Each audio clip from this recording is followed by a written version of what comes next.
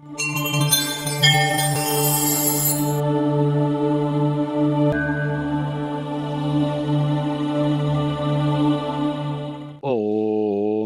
అస్మద్గురుభ్యో నమ. వేదమంత్ర ప్రేక్షకులందరికీ స్వాగతం. చాలా కాలం తర్వాత మిమ్మల్ని అందరినీ కలవడం చాలా ఆనందంగా ఉన్నది. ముందుగా మీ అందరికీ శ్రీ విశ్వావసునామ సంవత్సర ఉగాది శుభాకాంక్షలు.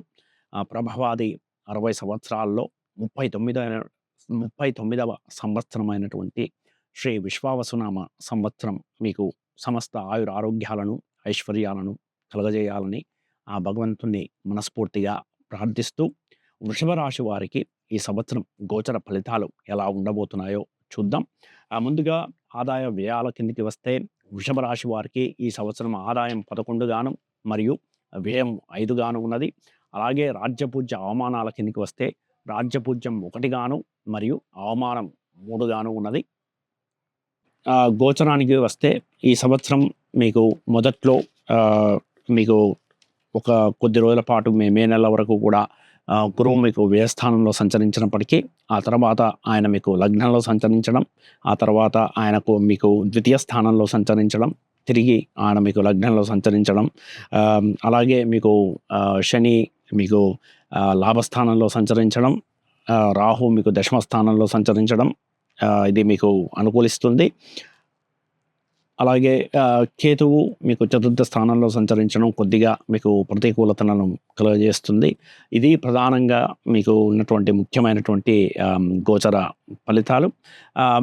ఇక మీకు ఈ సంవత్సరం మొత్తం మీద చాలా బాగుండే అవకాశాలు ఉన్నాయి. ముఖ్యంగా ధనాదాయం మీకు చాలా బాగుండే అవకాశం ఉన్నది. మీకు శత్రు విజయం ఉండే అవకాశం ఉన్నది. ఆరోగ్యం కొద్దిగా మెరుగుపడడం, అలాగే మీకు కుటుంబ సభ్యులతోని మంచి సంబంధ బాంధవ్యాలు మెరుగుపడడం, వారితోని మీరు మంచి కాలాన్ని గడపగలగడం, ఇటువంటి మంచి సానుకూలతలు ఈ విశ్వావసునామ సంవత్సరం మీకు చూపిస్తున్నది.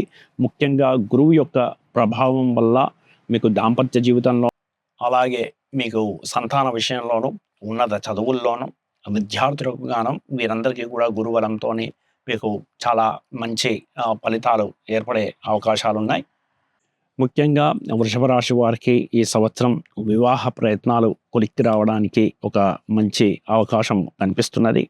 అలాగే రియల్ ఎస్టేట్కి సంబంధించినటువంటి పెట్టుబడులు వీటి విషయంలో కొద్దిగా మీరు జాగ్రత్తలు వహించాలి. మీకు ధనస్థానంలో నీచబడుతూ ఉన్నారు కాబట్టి, అలాగే కేతువు మీకు చతుర్థంలో సంచరిస్తూ ఉన్నారు కాబట్టి ఈ విషయాలలో మీరు జాగ్రత్తగా ఉండాలి. వీలైతే మీరు భారీ పెట్టుబడులను కొద్ది కాలం పాటు మీరు వాయిదా వేసుకోవడం మీకు యోగిస్తుంది.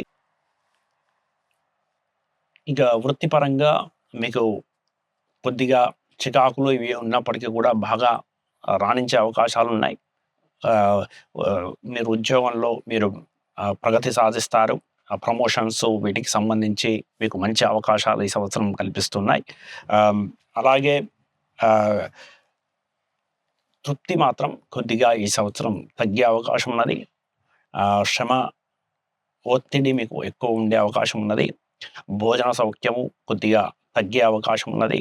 అలాగే నూతన వాహనాలు కొనుగోలు, ప్రయాణాలు ఇవి మీకు పెద్దగా ఈ సంవత్సరం అనుకూలించే అవకాశాలు ఉండడం లేదు. ఏదన్నా భారీ పెట్టుబడులతోని పెద్ద పెద్ద ఖరీదైనటువంటి కార్లు, ఇలాంటి వాహనాలు కొనేటివి ఏమన్నా ఉంటే కొద్ది రోజుల పాటు మీరు వాయిదా వేసుకోవడం మీకు యోగిస్తుంది. ఇది ప్రధానంగా మీకు ఈ సంవత్సరం మీరు తీసుకోవాల్సినటువంటి జాగ్రత్తలు.